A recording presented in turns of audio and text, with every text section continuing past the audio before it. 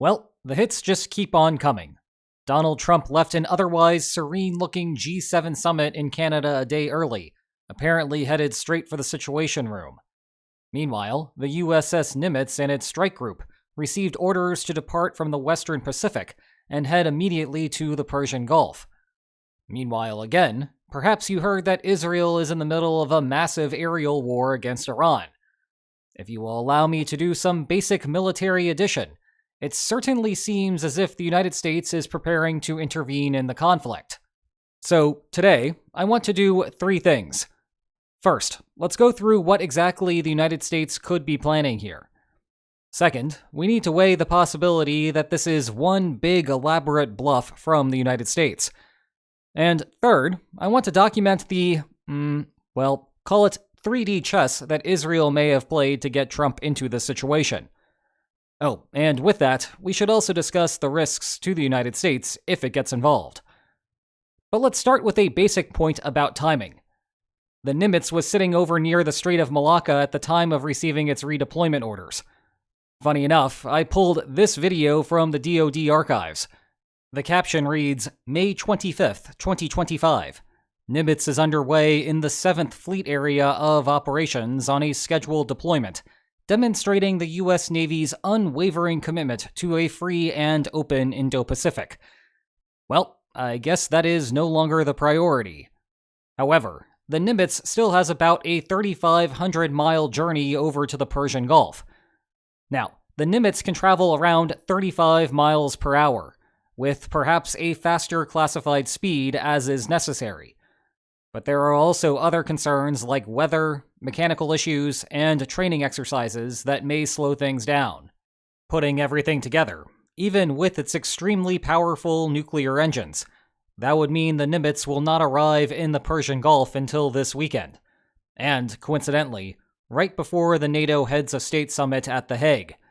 Man, that sure would be an interesting conference to attend this year. In any case, your best bet is that the United States will be holding back any serious military operations for a few days, until the Nimitz can splash its weight around. On the other hand, the USS Carl Vinson is already in the area, having recently wrapped up its operations against the Houthis. More on them later. For now, the Carl Vinson's presence means that it is possible for the United States to get an early start here. It just might not be the best idea to start the fight with only half of your intended fleet. To add to the intrigue, though, originally the Nimitz was going to replace the Carl Vinson weeks from now in the general Middle East region. Obviously, that plan got accelerated, and now the Carl Vinson will stay put even after the Nimitz's arrival. And to pile on further intrigue, the United States recently placed a group of B-52 bombers on Diego Garcia.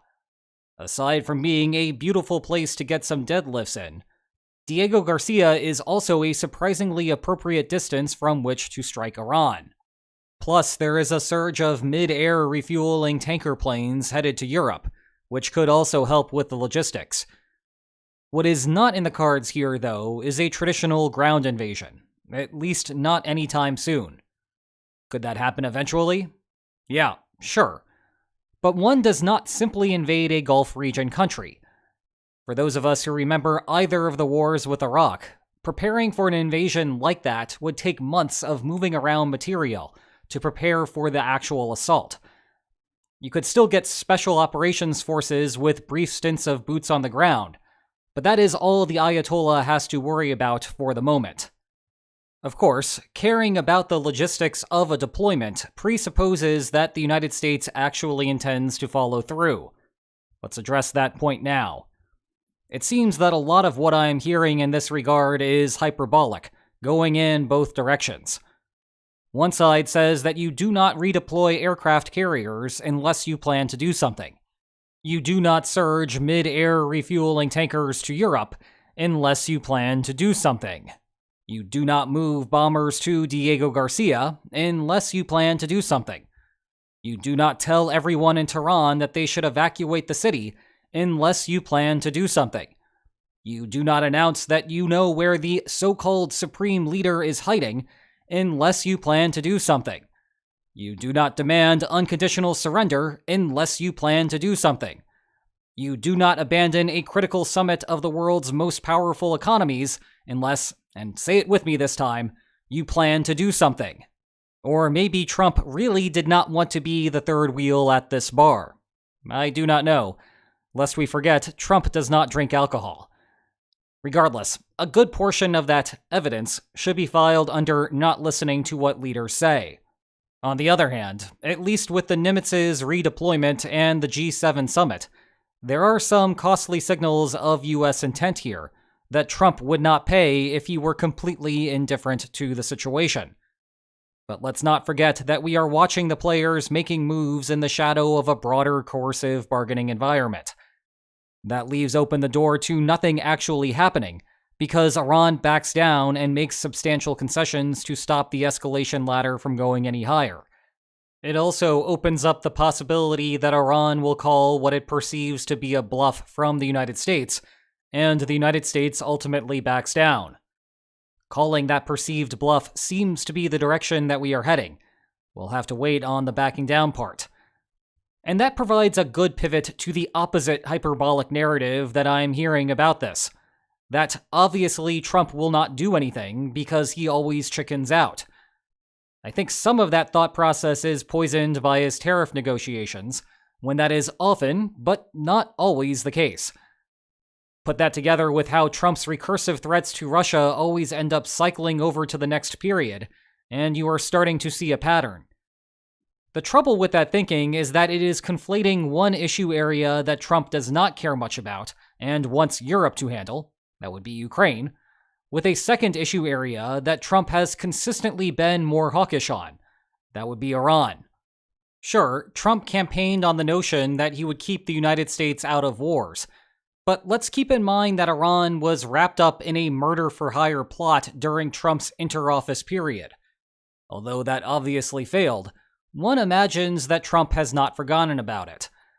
And it is worth noting that people who actually have skin in the game are not as dismissive of Trump this time. Over on Polymarket at the time of writing, and bear in mind that this is quite volatile right now, the odds of a US intervention in June are a not-so-nice for Iran 69%. Expand that to July, and you are looking at 82%. Meanwhile, the odds that Khamenei leaves his post, the easy way or the hard way, are 33% by the end of June and 65% by the end of the year. That would seem to suggest that the United States will in fact be doing something heavy if the US intervenes. It is also worth noting that such deployments serve a practical purpose, even if the Trump administration has no intention to strike Iran. If the central question of this video is whether the United States is preparing for war against Iran, the answer is unambiguously yes. But that is not the same as asking whether the United States will go to war against Iran. One is actual, one is just theoretical. And preparing for war but intentionally stopping short has its place in the strategy book. For example, imagine that Iran had some plans to do something desperate, like strike US personnel or property in the region. Alternatively, perhaps Iran was thinking about shutting down the Strait of Hormuz, 28% odds by the end of the year, and I still have a banger of a video explaining how that would play out. Either way, having another carrier in the region is a stark warning to Iran. We can quickly and powerfully respond. So, Iran, just don't. As a last point, let's discuss the clever strategy that Israel may have been pursuing here. If you did not listen to my discussion about strategic complementarities over on Lines on Maps Extra last weekend, you should, because we are about to observe the theory in practice. You see, many NATO countries specialize in small segments of a larger military process. For example, the Baltic countries and Poland exert a lot of effort in building bridges, and less effort than you would imagine on building tanks, given their proximity to the Russian border. Their reasoning is subtle. If a NATO ally knows that its own tanks can race to the front lines for a battle with Russia, thanks to those bridges, then the Allied leaders become more inclined to send those tanks over in the first place. You could imagine an alternative scenario where, say, German tanks would get stuck trying to get across Lithuania before they get anywhere close to engaging Russia. The Chancellor would probably not even bother. Thus, Baltic bridges and German tanks complement one another. And again, these complementarities enhance the credibility of the alliance's commitment to help member states when one is in trouble. Thinking about this in terms of lines, what determines whether a patron wants to intervene in a war is how much bang it gets for its buck. Here, the difference between the expected outcome with an intervention versus without. When the difference is small, it is hard for the benefit to exceed the costs. But when the difference is large, it is easy. Well, it seems that Israel has been playing this game on an ad hoc basis with its aerial strikes against Iran.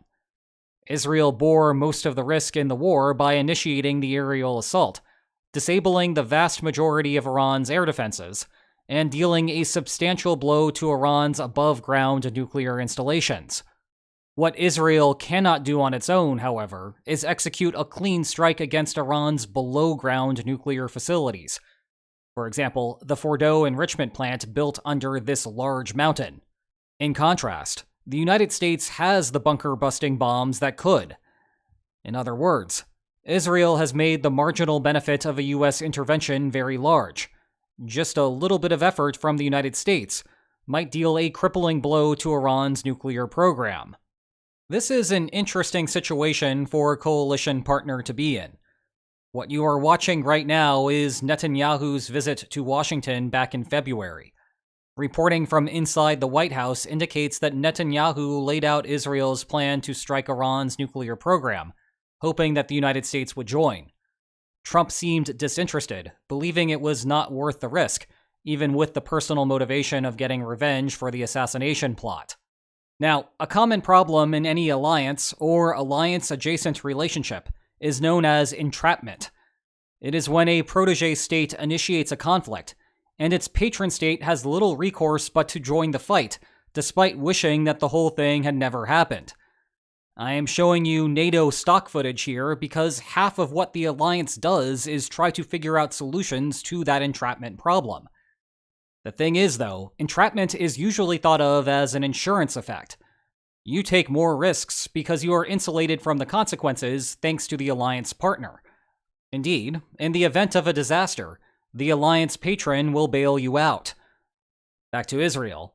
That is not exactly what is happening here. Yes, Israel was trying to get the United States to join all along. But the current situation would not be Washington bailing out Israel because of a disastrous war effort. It would be Washington taking advantage of a situation that Israel crafted on its behalf. It is a positive, not a negative. Israel bore the vast majority of the risks if the initial operation went poorly. It is not trying to pass along that risk to the United States, which is the common feature of entrapment. Here is another way to think about the logic, and an ironic point given all of the discussion over the last 6 months about NATO spending. The United States is essentially free-riding off of Israel's efforts and risk-taking, and Israel does not particularly mind so long as the United States delivers the final blow. Along those lines, there is currently a 62% chance that Fordow comes down one way or another. Still, there are costs and risks that the United States must weigh that against.